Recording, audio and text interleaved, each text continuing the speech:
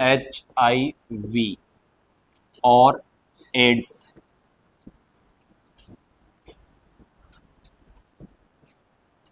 सबसे पहले तो अपने को ये पता होना चाहिए कि HIV की फुल फॉर्म क्या है। तो इसकी जो फुल फॉर्म है वो होती है आपकी ह्यूमन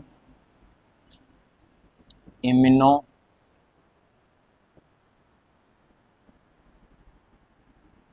डेफिशिएंसी वायरस। ये तो फुल फॉर्म होती है आपकी HIV की, ठीक है। और आपका जो एड्स है, मतलब ये जो पर्टिकुलर वायरस जो डिजीज क्रिएट करता है, जिस डिजीज के लिए रेस्पॉन्सिबल होता है, उस डिजीज को बोला जाता है एड्स। क्या बोला जाता है? एड्स। एड्स की फुल फॉर्म क्या होगी? एक्वायर्ड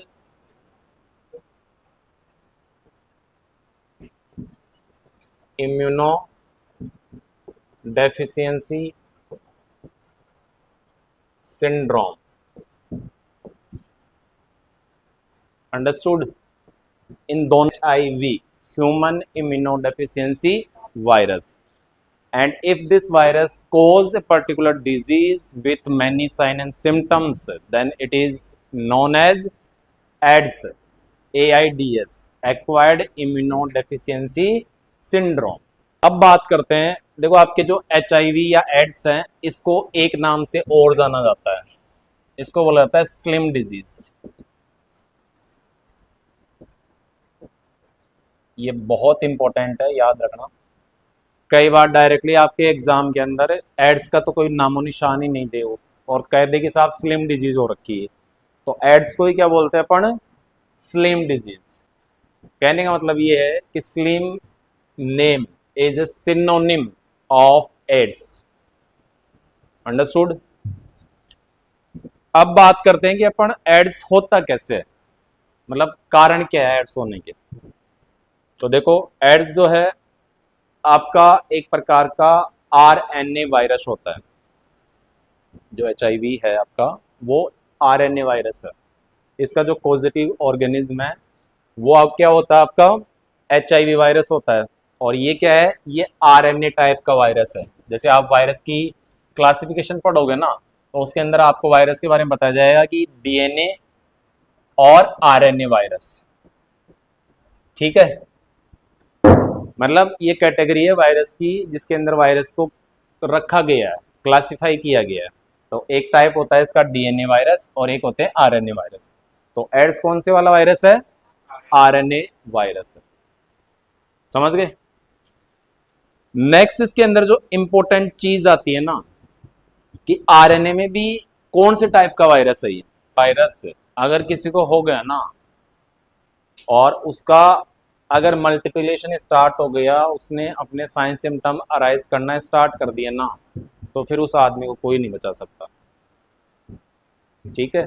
आज तक इसका कोई भी रूट इरेडिकेशन मैनेजमेंट अवेलेबल नहीं है होल वर्ल्ड के अंदर। और एक ही कारण है इसका कि ये जो वायरस है वो किस टाइप का वायरस होता है? Retrograde RNA virus that have the ability और कैपेसिटी ऑफ रिवर्स ट्रांसक्रिप्शन।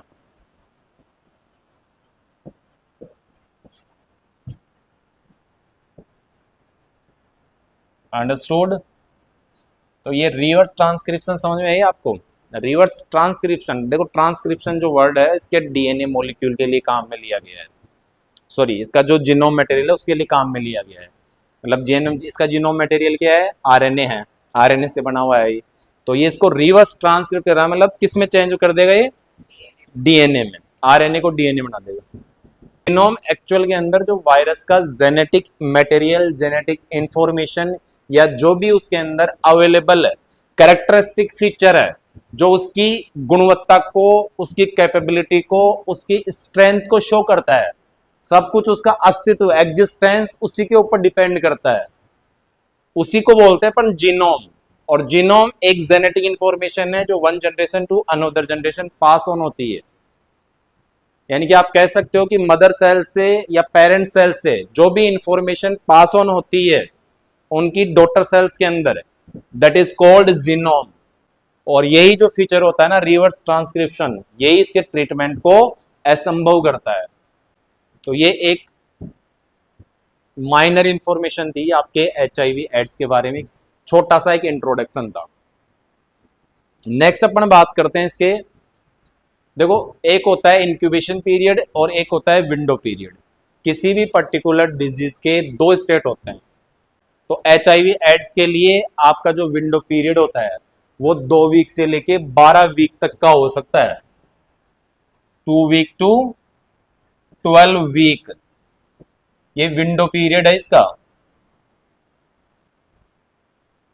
और इंक्यूबेशन जो टाइम पीरियड होता है इसका, वो कुछ महीनों से लेके आपके 10 साल तक हो सकता है, कम से कम बता रहा हूं मैं, ये इससे ज्यादा भी हो सकता है। यानी कि कुछ महीनों के अंदर भी इसके सिम्टम्स देखने को मिल सकते हैं, और कुछ सालों के अंदर भी ये अपने आप को बिल्कुल डोरमेंट, बिल्कुल नॉन एक्टिव स्टेट के अंदर अलाइव रख सकता है। विंडो पीरियड कितना होता है HIV एड्स के लिए? 2 to 12 वीक। और इंक्यूबेशन टाइम पीरियड कितना होता है? फ्यू मंथ्स टू 10 ईयर्स और इवन मोर। देखो सबसे ज्यादा जो मोस्ट कॉमनली आपका HIV एड्स देखा जाता है ना, वो देखा गया आपके होमोसेक्सुअल के अंदर।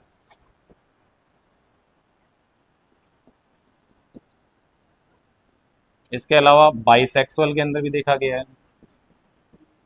और आपका हेट्रोसेक्सुअल है एज वेल एज उनके अंदर भी होता है। ये कॉमनली अपन बात करेंगे HIV एड्स मेनली या मेजरली किन के अंदर ज्यादा होता है, या चांसेस किन के अंदर ज्यादा है। तो होमोसेक्सुअल आपका, बाइसेक्सुअल है, या हेट्रोसेक्सुअल इंडिविजुअल्स हैं, उनके अंदर सबसे ज्यादा होता है।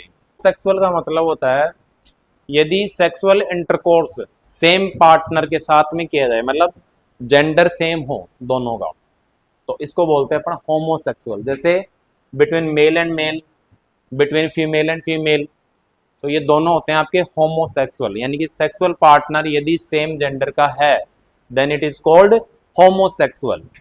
और इसके जस्ट अपोजिट होता है आपका हेट्रोसेक्सुअल, यानी कि जो पार्टनर है अगर सेक्सुअल इंटरकोर्स का वो मेल और फीमेल हो, तो उसको बोलेंगे, उस टाइप के सेक्सुअल जो प्रोसेस है इंटरकोर्स है उसको बोलेंगे अपन हेट्रोसेक्सुअल। उन इंडिविजुअल्स को हेट्रोसेक्सुअल बोलेंगे अपन। और यदि किसी के एक टाइम में 2 से ज्यादा पार्टनर यदि प्रेजेंट हैं तो होता है आपका बाइसेक्सुअल। तो आपके HIV एड्स हैं मेनली इनके अंदर देखने को मिलते हैं। और ऑब्वियसली ये सेक्सुअल ट्रांसमिटेड डिजीज या इन्फेक्शंस के अंदर भी अपन इसको काउंट करते हैं, मतलब थ्रू सेक्सुअल इंटरकोर्स फैलने वाली, स्प्रेड होने वाली एक कम्युनिकेबल ये डिजीज है, तो इसके ये कारण होना ऑब्वियस है।